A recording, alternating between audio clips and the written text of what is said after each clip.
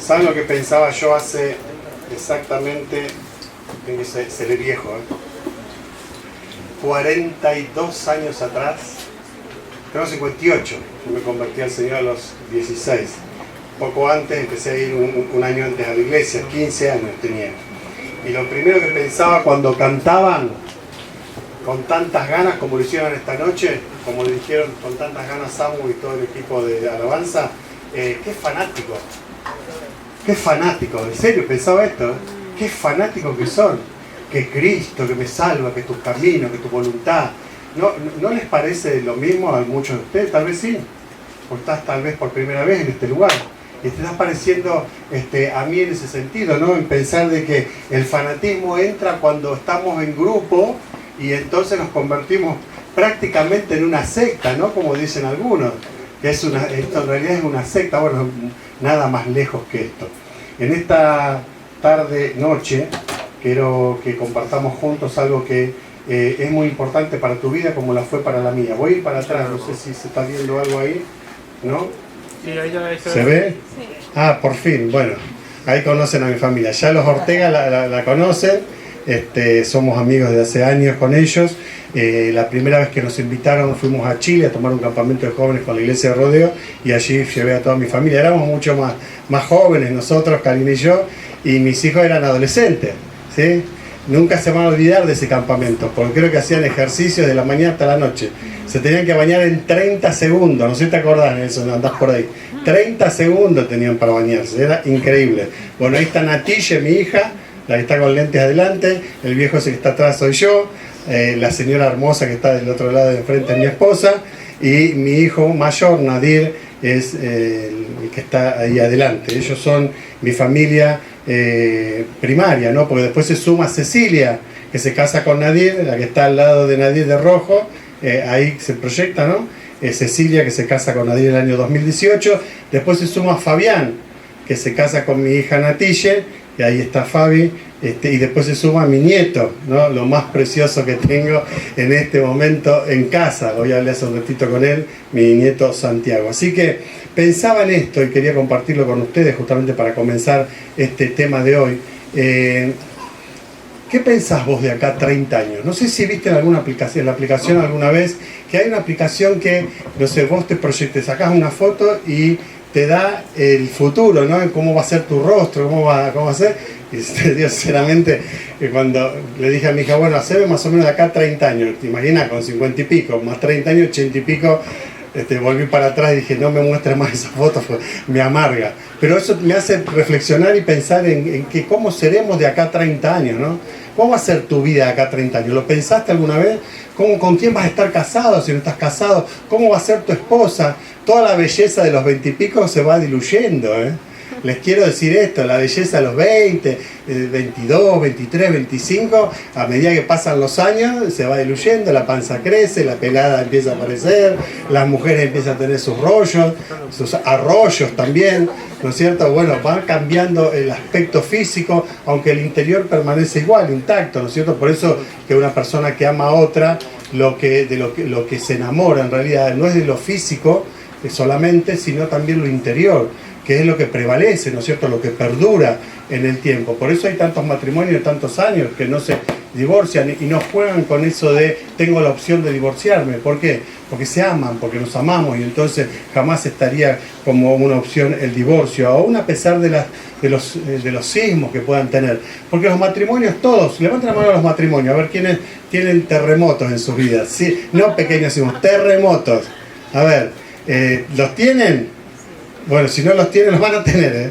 No sé, los que están allá, los matrimonios que están allá, creo que también todos tenemos terremotos, grandes sismos en nuestra vida, pero con el Señor uno la lleva mejor y sabe cuál es la solución y sabe que tenemos una ayuda y una opción en Él para solucionar los temas. Y ahí nosotros vamos a empezar leyendo lo que está proyectado acá en 2 Corintios capítulo 4, versículo 18, 8 al 18, perdón. Y vamos a comenzar entonces, les quiero contar la historia de mi vida mientras vamos a ir relatando el durante, cuando aparecen los sismos, ¿no es cierto? Cuando aparecen las situaciones que no podemos manejar. En 2 Corintios capítulo 4, versículo 8 al 18, ¿sí? Lo leemos lo vamos a leer y después vamos a considerar algunas cosas. Dice así, vamos a comenzar con el versículo 7. Pero tenemos este tesoro en vasos de barro para que la excelencia del poder sea de Dios y no de nosotros, que estamos atribulados en todo, mas no angustiados, en apuros, mas no desesperados, perseguidos, mas no desamparados, derribados, pero no destruidos, llevando en el cuerpo siempre por todas partes la muerte de Jesús, para que también la vida de Jesús se manifieste en nuestros cuerpos, porque nosotros que vivimos siempre estamos entregados a muerte por causa de Jesús, para que también la vida de Jesús se manifieste en nuestra carne mortal. De manera que la muerte actúa en nosotros y en vosotros la vida, pero teniendo el mismo espíritu de fe, conforme a lo que está escrito, creí, por lo cual hablé. Nosotros también creemos, por lo cual también hablamos, sabiendo que el que resucitó al Señor Jesús, a nosotros también nos resucitará con Jesús y nos presentará juntamente con vosotros. Porque todas estas cosas padecemos por amor de vosotros, para que abundando la gracia por medio de muchos, la acción de gracia sobreabunde para gloria de Dios. Por tanto, no desmayamos antes, aunque nuestro hombre exterior se va desgastando, el interior no obstante se renueva de día en día. Porque esta leve tribulación momentánea produce en nosotros un cada vez más excelente y eterno peso de gloria, no mirando nosotros las cosas que se ven, sino las cosas que no se ven, pues las cosas que se ven son temporales, pero las cosas que no se ven son eternas. Y bueno, tendríamos que profundizar mucho en el aspecto, en el contorno o en el entorno de este relato, ¿no es cierto? El apóstol Pablo estaba sufriendo de una manera que tal vez las personas no podrían comprender o no podríamos comprender en el día de hoy. Estaba sufriendo por causa del nombre del Señor, estaba sufriendo porque las iglesias crecieran sin ningún tipo de impedimento espiritual, estaba sufriendo porque algunos tomaban el hecho de poder servir al Señor y otros abandonaban el servicio, estaba sufriendo aquellos que se metían en el medio para tratar de intervenir con una verdadera y buena doctrina, que era la doctrina de los apóstoles, que nosotros encontramos en Hechos capítulo 2, a partir del versículo 40 al 42, vieron que dice que los que habían creído se eran bautizados y se sumaban a la iglesia y perseveraban en la doctrina de los apóstoles, en la comunión los unos con otros, en las oraciones, en el partimiento del pan. La primera pregunta para vos es, vos como creyente, ¿estás perseverando en esto? ¿Estás perseverando en la comunión los unos con los otros? ¿Vas a todas las reuniones que se proponen desde la iglesia o elegís la reunión en la cual vos querés ir? ¿Vieron qué pasa? Hoy estamos viviendo en una época que cada uno elige vivir como quiere. Y la propuesta de Dios no es cada uno elija vivir como quiere, sino que viva conforme a lo que Dios plantea. Porque no nos olvidemos, queridos hermanos, queridos jóvenes, que la juventud, como dice el libro de Esdras, era el poder y la fuerza que hacía que la obra avanzara. Hoy pasa exactamente lo mismo, pero todos juntos, como familia, porque la iglesia es la familia eterna de Dios. Estamos salvados y estamos todos interconectados por una sangre. Ya no es la sangre Heikel que está en mis venas espirituales, ¿no es cierto? Es la sangre de Cristo. Es la sangre que nos hace una identidad completamente diferente. Por eso que de todo pueblo, lengua y nación, Dios reunió un solo pueblo. ¿Para qué? Para que en el nombre de Jesús todos nos juntemos a su nombre y persona y podamos honrarle. Por lo tanto, hay condiciones para esto. Condiciones para creer, condiciones para conducirnos y condiciones para actuar y para avanzar. Ahora fíjense que este tema tan importante para nosotros, el estar en medio de los sismos y los terremotos, que no son nada más ni nada menos que pruebas. Las pruebas que el apóstol Pablo relata acá justamente a la iglesia en Corintio, la segunda carta que les escribe, en la primera carta él les reprocha la carnalidad que tenían ellos. Y esa carta es una carta ética, moral. Le está escribiendo justamente en forma moral y ética, utilizando un mensaje espiritual. Les está diciendo, ustedes se conducen mal. Les está diciendo, entre ustedes hay fornicación, entre ustedes hay peleas, entre ustedes hay divisiones, entre ustedes hay personalismo, entre ustedes hay egoísmo. Esa fue la primera carta. La segunda cambia completamente y les habla de la doctrina. Les habla del propósito de Dios. Leía recién Samuel, 2 Corintios capítulo 5, versículo 17, ¿no es así? El que está en Cristo es una nueva criatura. La historia vieja pasó, pero no significa que no vamos a tener tormentas en la vida, que no va a haber sismos, que no va a haber terremotos. Por el contrario, los vamos a seguir teniendo. ¿Por qué? Porque hay algo que nosotros tenemos que comprender. Cuanto más ¿no es cierto?, pulido esté el oro, ¿qué pasa? Mejor calidad será.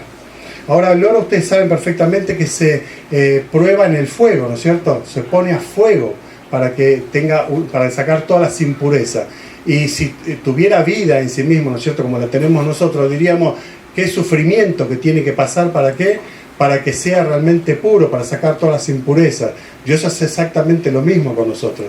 Los sismos en nuestra vida son más que necesarios. Porque ¿cómo te puedo ayudar yo a vos si no viví un sismo? Que vos estás viviendo un sismo y yo no. La vida me fue muy bien. Siempre tuve dinero en el bolsillo. Nunca tuve ningún problema, gracias a Dios. Nunca me pasó absolutamente nada. Nunca perdí a nadie. Nunca tuve a alguien que me abandonara. ¿Cómo puedo ayudar? ¿Con qué autoridad podría ayudar? ¿No es cierto?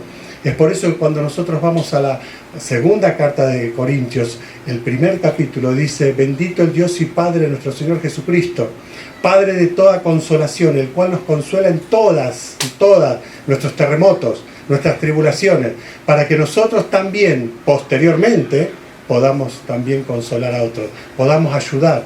Por eso ustedes a veces se preguntan: ¿y por qué a mí? ¿Por qué tengo que sufrir tanto? ¿Y por qué no? ¿Y por qué sos el único humano que no tendría que sufrir? ¿Por qué el único ser humano que no debería sufrir? Dame vos la respuesta. ¿Por qué no tendrías que sufrir? ¿Tenés algún derecho especial como ciudadano de este mundo? Como persona, ninguno de nosotros lo tiene, pero Dios tiene un propósito. Y ese propósito, y ahora quiero contarte mi testimonio, tiene que ver justamente con enfrentar la vida. Porque la vida se enfrenta. No somos como las tortugas, no debemos ser como la tortuga. Utilizar la caparazón para nosotros retrotraer nuestra vida, paralizarnos, como nos pasa muchas veces, no poder avanzar y nuestra vida se ve truncada. No podemos proyectar a futuro, porque no tenemos un presente cierto, ¿no es cierto? Y es ahí entonces cuando Dios nos propone una vida diferente. Yo nunca pensé que mi vida iba a ser así. Yo nací en una familia musulmana, por parte de madre y por parte de padre. Yo vivía en una comunidad completamente musulmana. No conocía cristianos. La escuela donde yo iba, el Instituto Argentino Árabe Islámico, en Floresta, en Capital Federal, era todos hijos de musulmanes, todos hijos de árabes. Por lo tanto, todo lo que nosotros era, no sé, como nosotros le llamamos hoy día, las costumbres, eran todas costumbres, la comida era toda comida árabe. Nosotros no teníamos otra comida que no fuera la comida árabe. De vez en cuando mi mamá hacía una milanesa porque a nosotros nos gustaba. Decía, no, pero tenemos que mantener la cultura, tenemos que mantener las costumbres. Y yo me crié en una costumbre de vivir la religión. O sea, en el nombre de Dios, el Altísimo, el Poderoso, nosotros actuábamos, decíamos, ¿no es cierto?, cuando yo era musulmán. Y entonces salíamos a la calle, íbamos a la escuela, mis padres iban a trabajar. Pero viene el primer gran sismo, el primer gran terremoto. Cuando yo tenía 4 años, mis padres se separan. Mi padre se va a Brasil y mi madre queda en Argentina. Posteriormente, 8 años después, mi madre rehace su vida, se casa con otra persona y mi padre también rehace su vida. Imagínense, seguramente algunos de ustedes habrán pasado por alguna situación muy parecida, lo que eso significa para la mente de un niño cuando se parte una familia, ¿no es cierto? Cómo el dolor empieza inimaginablemente para los padres, pero sí visiblemente en la conducta de un niño, cómo empieza a perjudicar la conducta y la vida de un niño. Pero no era esto lo más importante que les quería contar, sino que pasa el tiempo, yo termino la primaria, empiezo la secundaria, y cuando empiezo la secundaria me voy a vivir a los 14 años a Brasil con mi padre. Claro, porque él tenía una muy buena posición económica y mi madre acá no la tenía, era peluquera, trabajaba encima en un laboratorio como para poder mantener a los 3 hijos y era bastante compleja la situación. El marido era colectivero, entonces yo iba a Brasil a pasar las vacaciones y era todo lujo, todo opulencia, y estaba acá y estábamos amontonados en la pieza con mi hermano, nosotros peleándonos a ver quién agarraba el primer cajón de la cómoda para poder poner la ropa. Y ahí entonces me voy a los 14 años a vivir allá y mi padre, que era tan ambicioso, llama a unos macumberos, no sé si saben lo que es la macumba, la brujería, ¿no es cierto?, a unos macumberos vecinos, un matrimonio, para que le hiciera una brujería o que le hiciera un trabajo, ellos le llamaban trabajo, como le llaman acá también en la Argentina, para tener más dinero todavía, lo que hace la ambición, ¿no? Entonces vienen un día a la noche estas dos personas, este matrimonio, matan 2 gallinas delante nuestro, le sacan la cabeza y meten en un recipiente la sangre y ponen a mi padre en fila, ¿no es cierto? Mi padre, la esposa, a mí y a mi hermano mayor que había venido conmigo a Brasil. Y entonces la rocían a mi padre primero, a la esposa, y cuando va a llegar a mí yo me corro para atrás y le digo, a mí no me toques, eso es del Shetón. El Shetón es el maldito, en árabe no se nombra a Satanás, sino se dice el maldito. De ahí viene la palabra Yeta, no sé si la escucharon alguna vez. Vos sos Yeta, vos sos maldito. Bueno, viene justamente del árabe. Y entonces cuando yo le decía a mi papá, ¿cómo haces esto? El Islam no lo permite, es del Shetón. Y mi padre estaba como, él quería más plata en el bolsillo, él quería más, cada vez más. Bueno, a esa misma madrugada, cuando no podía, yo me había dormido a las 4:30 de la mañana, me despierto y corro la cortina del living de la casa de mi papá y veo que traspasa los 3 autos que tenía mi padre, los traspasa por el medio, no es que iba sorteándolos, sino que pasa por el medio y a un pestañear mío, a 2 metros mío aproximadamente, se fuma. Un hombre de negro sin rostro. Y yo empecé a temblar, dije, me estoy volviendo loco. Primer día, segundo día, tercer día, una semana y medio, viendo lo mismo, levantándome todos los días a las 4 de la mañana, 4:30 de la mañana, sin mirar el reloj. Era siempre el mismo horario.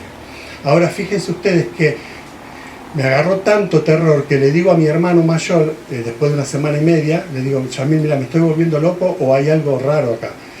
Al otro día mi hermano se levanta y ve lo mismo que yo. Al otro día le decimos a nuestro padre, mira papá, está pasando esto, lo vimos Yamil y yo, y bueno, acá hay algo raro. Bueno, él se levanta con la esposa ese día, mira y no ve nada. Nosotros lo veíamos y ellos no. Y yo le dije a mi hermano, esto es del Shetón, esto es del diablo. Entonces me volví a Brasil después de 2 semanas más, o 3 semanas más, o al mes, no recuerdo, me vuelvo a Brasil, a Argentina, perdón. Cuando vuelvo a la Argentina, en un sábado a la tarde, mi hermana, menor que yo, 12 años, Karina, me dice, Marci, ¿me acompañás a la iglesia? Digo, Caro, nosotros vamos a la mezquita, son los días viernes, que quedaba en Capital. No, yo voy a la iglesia. Bueno, entonces la acompaño a la iglesia para ver lo que los fanáticos hacían, le hacían a mi hermana, ¿no es cierto? Entonces le digo, bueno, vos te quedás en el último banco, yo me voy a quedar afuera esperándote a ver qué te hacen estos locos. Bueno, yo me quedé ahí afuera, terminó la reunión, vamos a casa, le digo a mi madre, ¿por qué le permitís a ella ir a la iglesia evangélica? Y mi madre me cuenta que hacía un mes y pico atrás, mi hermanita, de noche tenía todos los días pesadillas y soñaba con un hombre de negro que la venía, la agarraba y se la llevaba al infierno. Y por eso ella no podía dormir. Y el esposo de mi mamá, que era creyente apartado, el padre de él era el anciano, uno de los pastores de la iglesia donde estoy yo hoy día. Y por eso mi hermana fue y se convierte al Señor, la primera en convertirse. Pero yo estuve un año yendo, tratando de escuchar, yendo a todas las reuniones, yendo a conferencias de jóvenes, pero para mí era locura. Porque el Evangelio, la Biblia dice que es locura para los que se pierden, ¿no es cierto? Hasta que nosotros no hacemos un clic en la cabeza, queremos seguir viviendo con una religión. Todos queremos una religión, porque nos parece ser que estamos más firmes con una religión. Pero el Señor quiere una relación, y yo no lo comprendía eso. Hasta que en un campamento, don Juan García, un misionero de Rosario, Santa Fe, me llama después de toda la semana de campamento y me dice, Marcelo, ¿te puedo decir algo? Sí, don Juan, diga, ¿qué vas a hacer con Cristo? Y yo le digo, ¿qué quiere que haga? Me dice, mira, tal vez nunca más te vuelva a ver. Pero si vos te vas a dormir esta noche y no tenés a Cristo como tu salvador personal, te morís y te vas al infierno. Y esa frase, solamente esa frase, no me había quedado en ese año ningún mensaje, pero esa frase me hizo pensar. Y a la madrugada yo me arrodillé en la cama donde estaba en ese campamento y me convertí al Señor, solo. Ahora voy al baño a lavarme la cara, porque lloraba, perdón la expresión, a moco tendido. Voy al baño a lavarme la cara, miro la hora, eran las 4:30 de la mañana. Dios tiene un plan, Dios tiene un propósito, Dios tiene control, pero nosotros tenemos que dárselo. Dios nos llama permanentemente, va llamando, nos va llamando, te está llamando a vos también. A vos que no sos del Señor, a vos que también sos del Señor. Y te está diciendo, yo quiero cumplir mi propósito en vos. Quiero hacer una vida diferente a lo que el mundo te propone. Dios quiere que vos vivas de una manera completamente diferente a lo que viviste ahora. Por eso que el apóstol Pablo decidió poner su vida a los pies de Cristo. Él era un hombre encumbrado, le llamaban Saulo, ¿no es cierto? Saulo de Tarso. Era un hombre muy encumbrado, pero tuvo que deponer toda la gloria humana que tenía, que había conseguido, para darle la gloria a Dios. Y entonces cuando él se convierte al Señor, en Hechos capítulo 9 está el relato, dice claramente: Señor, ¿qué querés que yo haga? El Señor, Saulo, se convierte en el siervo. Y es lo que Dios está pidiendo de nosotros, queridos, que cuando nosotros tengamos después, ¿no es cierto?, posteriormente a reconocer de que Cristo es nuestro Señor, tenemos que estar tranquilos que Él estará en control, que Él va a estar en control de tu vida como la tiene que estar en la mía. Como le ruego permanentemente: Señor, no me dejes ir. Ayer me contaba a los hermanos que nosotros en la iglesia de Morón hacemos 6 campamentos. Empezamos con preadolescentes, adolescentes, jóvenes, matrimonios, adultos mayores, matrimonios mayores, y después el de la iglesia, el de fin de año en la costa. E invitamos a personas inconversas o no creyentes en Cristo, y personas que están apartadas también, creyentes apartados, que se debilitaron, que los absorbió el terremoto, que los tragó la tierra. Y ahí nosotros lo que hacemos es cantar una canción.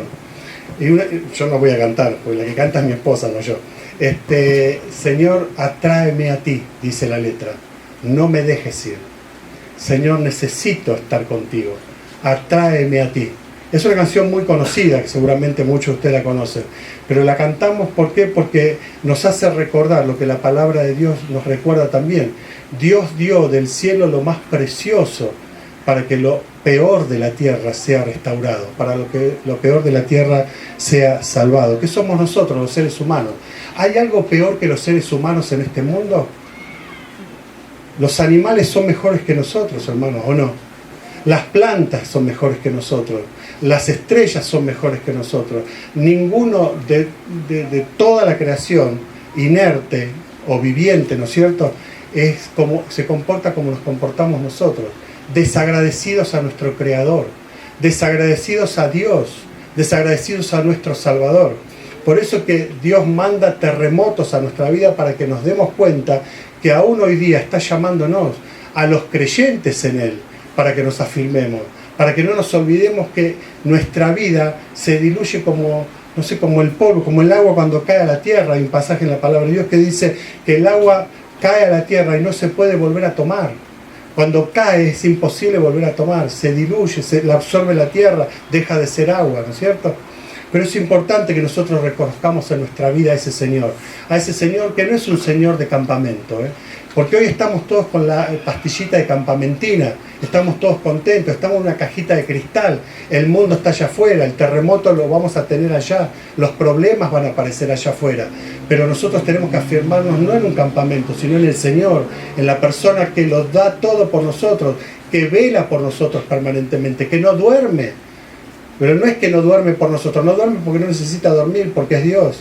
No necesita descanso porque no se cansa, porque es un Dios que es fuerte, un Dios poderoso, un Dios soberano, un Dios misericordioso, como decimos, pero también un Dios que está en control. Por eso que tenemos que pensar justamente cuando enfrentamos un terremoto y estamos en el medio del terremoto, cómo impacta en nuestras emociones, cómo impacta en tu emoción un terremoto. Tal vez te debilita mucho, porque le pasa a muchos. Hablo con muchos hermanos en muchos lugares, sobre todo en la iglesia donde me congrego, en Morón, Barrio Aviación, y ahí veo como permanentemente hermanos decaen, tiran la toalla, como decimos también, ¿no es cierto?, o dejan de utilizar ese Dios poderoso para tratar de salir con sus propios medios y sus propias fuerzas del terremoto, y es imposible, por las propias fuerzas y con lo que uno tiene es imposible salir de este siglo.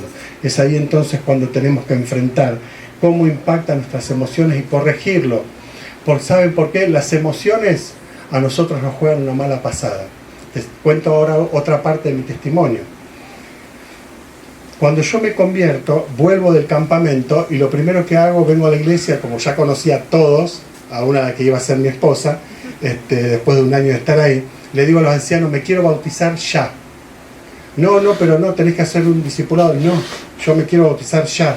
Yo sé que Cristo me salvó, yo sé que voy a vivir para Cristo, yo sé que mi misión en la tierra es salvar a mi familia musulmana también.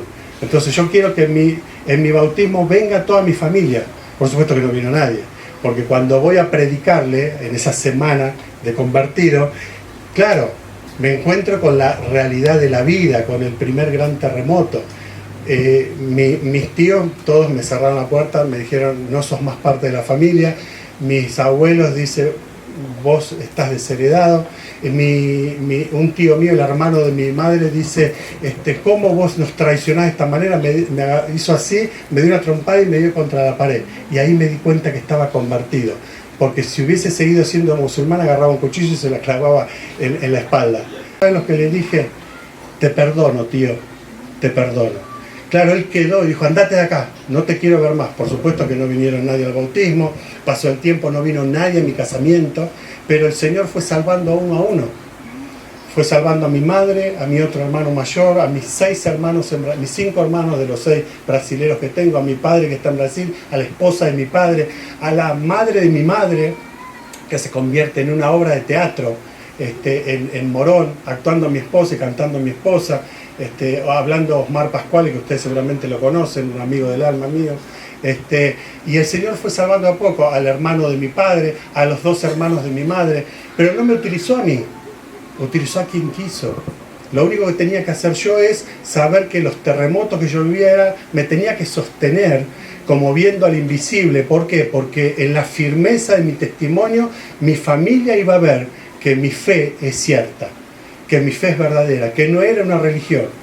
Cuando se enfermaba uno, estaba ahí cuidándolo. Pero esto no es para gloria mía, porque yo soy una porquería de persona, soy malo, porque humanamente soy malo, cualquier persona es mala. Todos nosotros somos hinchazón y podrida llaga, lo dice el profeta Isaías en el capítulo 1, el versículo 6. De la cabeza hasta los pies, sin Dios, somos hinchazón y podrida llaga. No podemos dar nada bueno de nosotros. Pero cuando las personas empiezan a ver el reflejo de Cristo en tu vida, en mi vida, la vida de los otros también puede cambiar. Por eso que les mencionaba ayer Hechos capítulo 16, versículo 31, cuando Pablo y Silas le dice al carcelero, ¿no es cierto?, allí en Filipo, cree en el Señor Jesucristo y serás salvo. ¿Ustedes creen que el carcelero creyó simplemente por esta frase? ¿O creyó porque Pablo y Silas en medio de la tribulación, del terremoto, estaban cantando? Gloria a Dios, estaban orando, agradeciendo a Dios por esa situación y pidiéndole que en el medio de la angustia, del dolor, del sismo que estaban viviendo, la gente se salvara. Y el primer salvado ahí fue el carcelero de Filipo. Después se salva también toda su casa. ¿Qué habrán pensado los otros, a los otros que estaban ahí alrededor? Lo vamos a ver mañana. ¿Qué habrán pensado al escuchar justamente a Pablo y a Silas cantar? Estos están locos. Pero no estamos locos. Si estamos locos en Cristo. Estamos locos en Dios. Porque tenemos que reflejar ese Dios que nadie puede conocer si no es por medio nuestro. No de lo que nosotros decimos solamente, sino de lo que nosotros vivimos.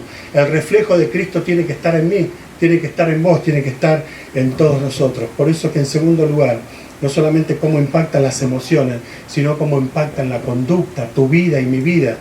¿Qué conducta estamos teniendo como creyentes? ¿Cómo trato, bueno, en mi caso, cómo trato a mis padres que están grandes ya?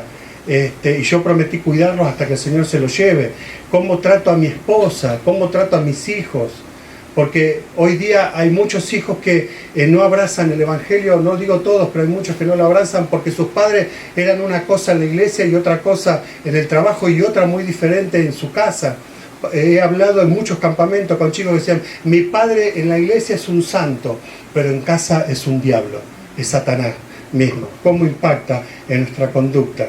Ahí mencionaba hoy a la mañana justamente de Segunda Crónicas del rey Josafat, que venían el enemigo, ¿no es cierto?, a atacarlos y ellos iban a perder seguro porque no tenían el ejército para hacer frente a los sirios, y él dice a Dios, no sabemos qué hacer, pero a ti, oh Dios, volvemos nuestros ojos. No tenemos idea de cómo salir de esta situación, no tenemos idea cómo lo vas a solucionar, Señor, pero estoy seguro que lo vas a hacer. Mi vida sigue transcurriendo, me caso con Karina a los 23 años, éramos muy felices como lo somos hoy día, pero vienen terremotos muy fuertes a nuestra vida. Karina tiene un preinfarto cuando tenemos a Nadir.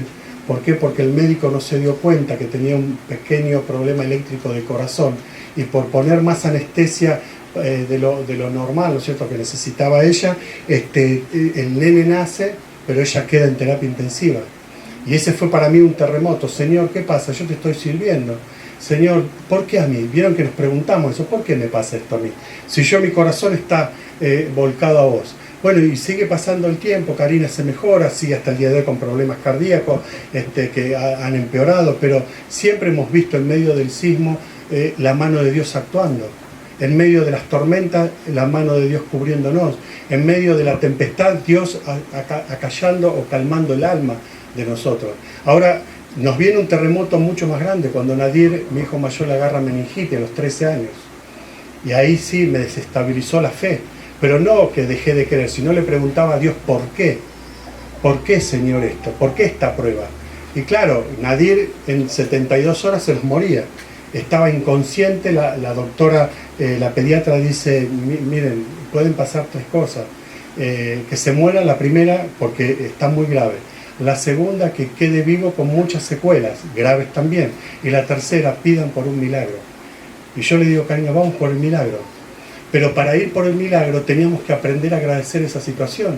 Porque la Biblia dice, da gracias en todo porque esta es la voluntad de Dios. ¿Cómo haces en medio de un terremoto? Sí, Señor, gracias porque me estoy hundiendo.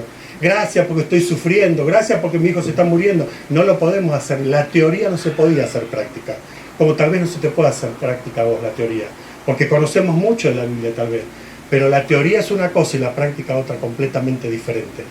Y miren, después de las 72 horas nosotros dormíamos en la terapia con mi hijo, nosotros lo dejamos en esa clínica bajo la condición de que padre y madre se quedaban con Nadir, aunque fuera ya adolescente, en terapia intensiva, y la doctora, como los hijos de la doctora eran alumnos de Karina, entonces lo permitió. Y me levanto a las 4:30 de la mañana, aproximadamente 5 de la mañana, y le digo a Karina, amor, vamos a orar dándole gracias a Dios por esta situación. Nadir estaba, ya el Señor se lo llevaba. Hermano,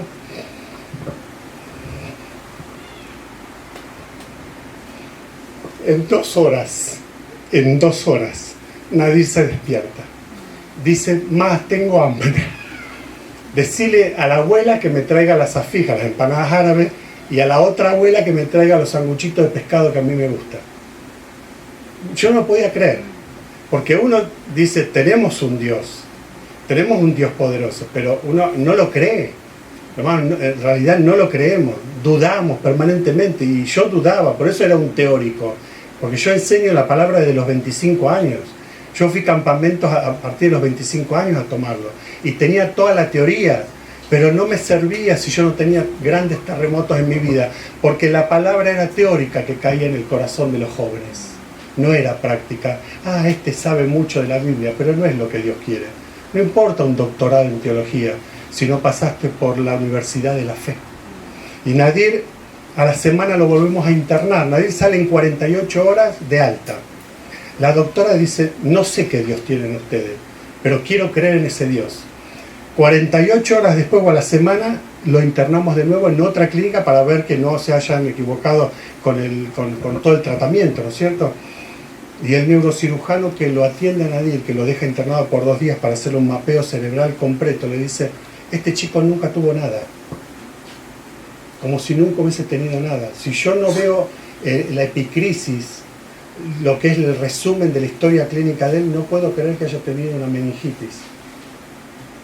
Yo, claro, miraba que decían, no es posible que Dios actúe de esta manera, pero otras veces Dios actúa llevándose a la criatura. No siempre hace el milagro que nosotros esperamos.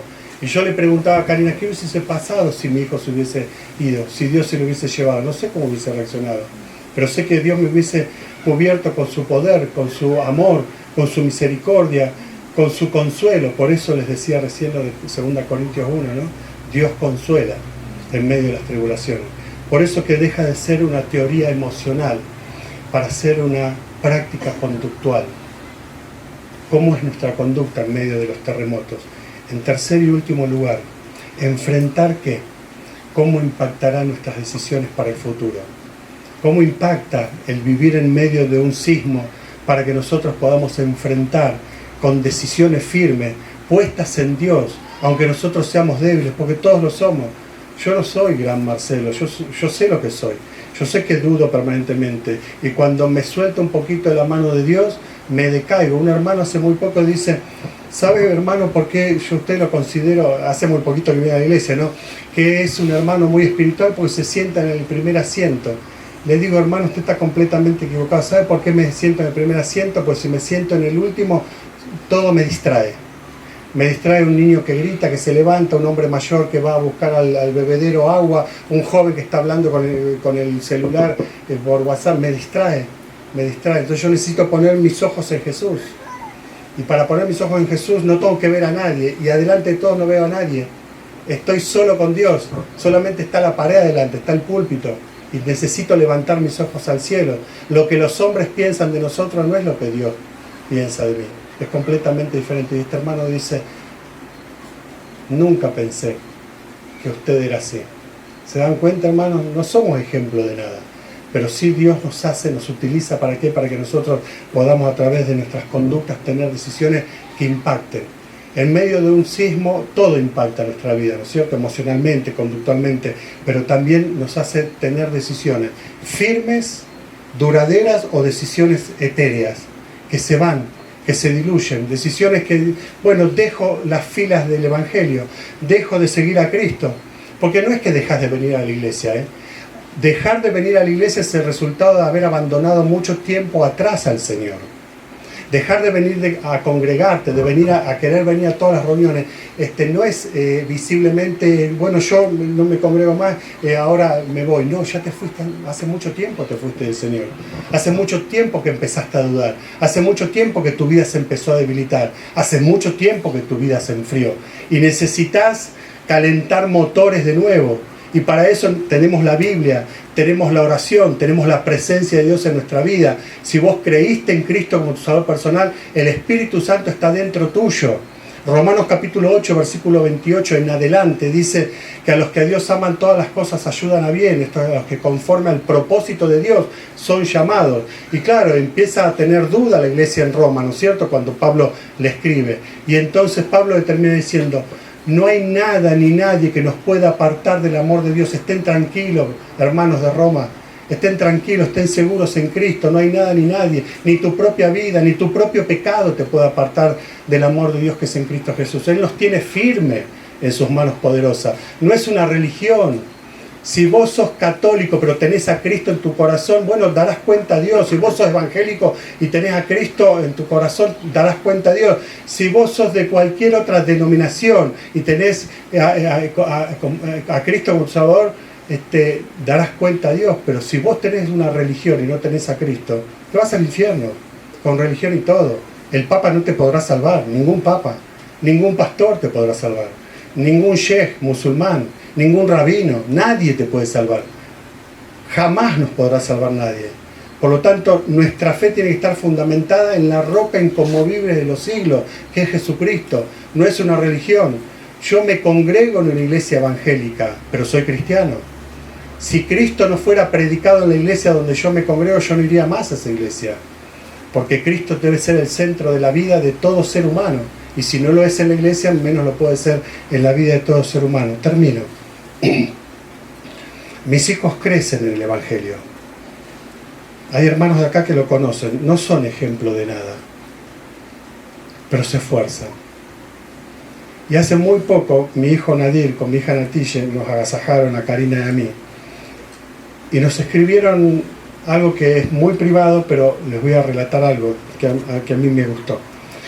Gracias, papá, mamá, porque ustedes nos mostraron nunca a Marcelo y a Karina, sino que intentaron mostrar a Cristo.